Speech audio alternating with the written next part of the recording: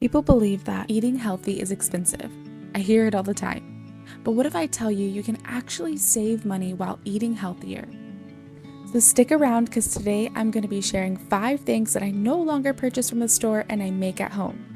And of course, I'm going to be sharing some biblical encouragement also, so make sure you watch till the end. This is also a collab with several other YouTubers here. They're going to be sharing their top 5 items they make from home, so you are able to find 20 things that you can easily make from home to save money. I will link them down below, so make sure you go check them out after this video. The very first thing that I'm making is some granola bars. Granola bars are things that my family loves to eat and grab, but they are so expensive at the store, especially if you want clean, natural ingredients.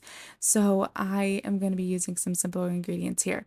I'm going to be using some oats, chocolate chips, pumpkin seeds, cranberries, a little bit of brown sugar, and honey.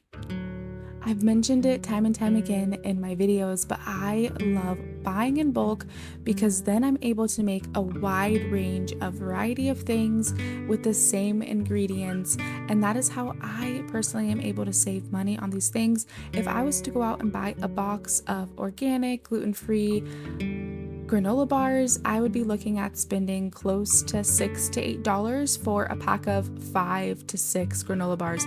We are a family of 6, and so that means either one of us doesn't get one or we only all get one. And I don't know about your family, but my family, especially with 3 boys, they are constantly wanting snacks and constantly wanting to eat.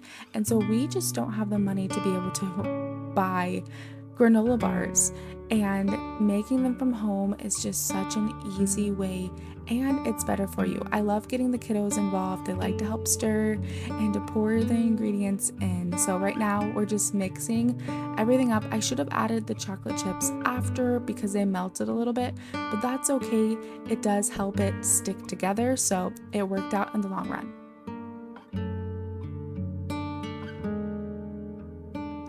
I just poured in the little ooey gooey mixture, which was the honey and brown sugar and butter.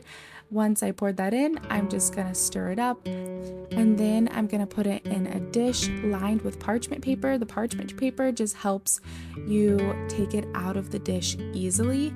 Then I'm gonna pop it in the fridge for a few minutes to an hour, and then you're ready to cut and enjoy.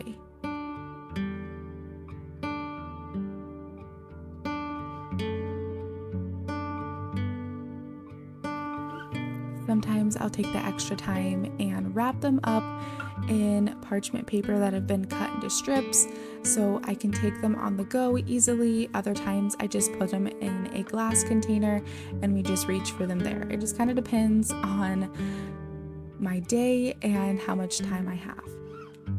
Next up, I'm going to be using some of the same ingredients to make energy bites.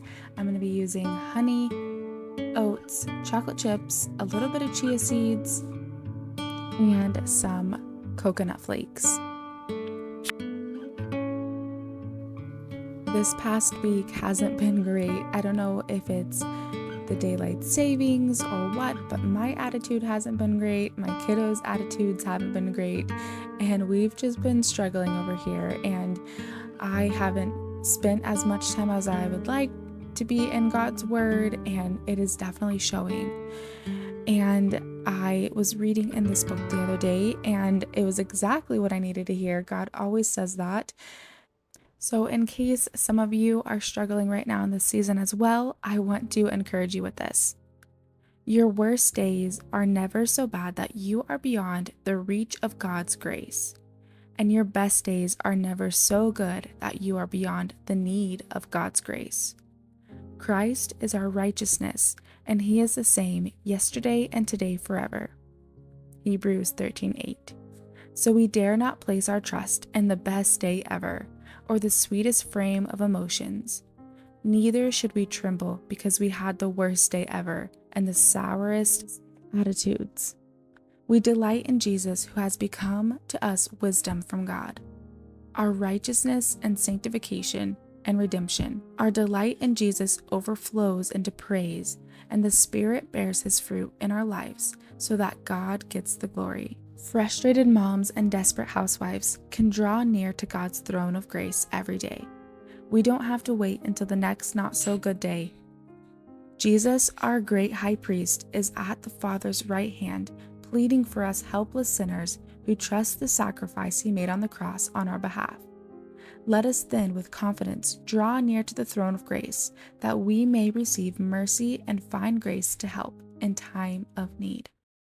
I love making these energy balls, and we make them several times a month. You can never have too many chocolates, so feel free to add some more chocolate into your mixture.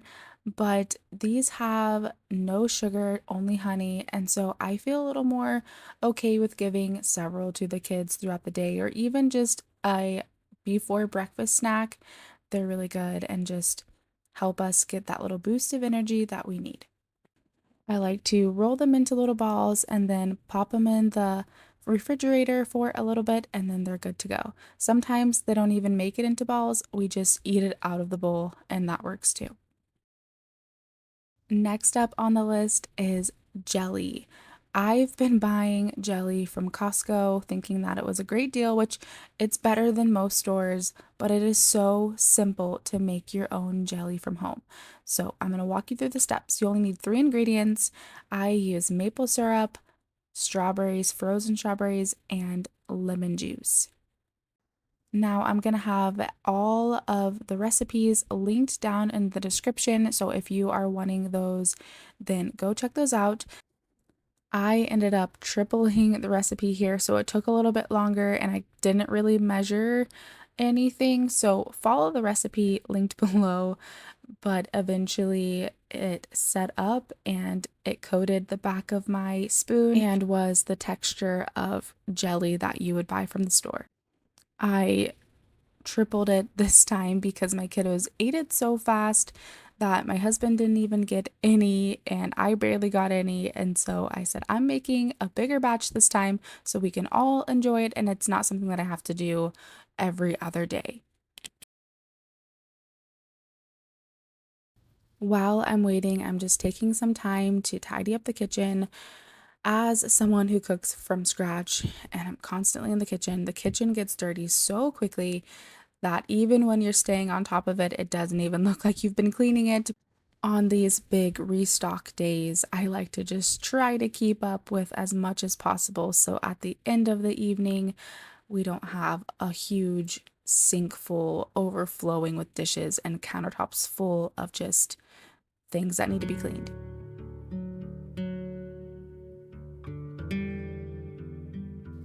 The next thing I'm going to be making is yogurt. This is something I put off for several years.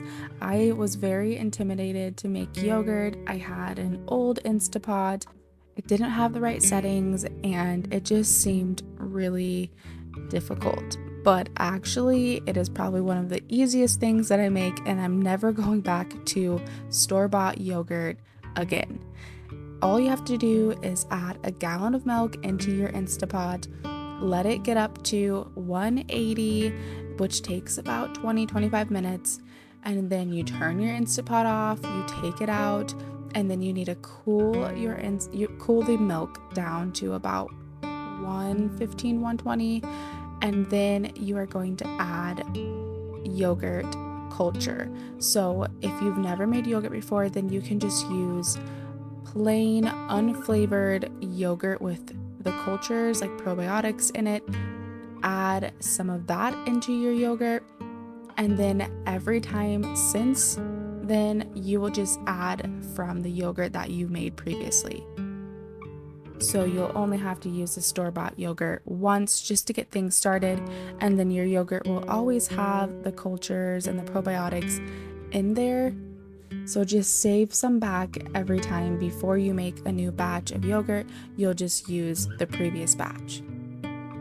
Then once that's done and added, you're going to put it back into the Instapot with the lid on and let it get nice and cozy and sit for 8 to 10 hours. I like to let it sit overnight. This is the next morning and you're going to give it a little jiggle test.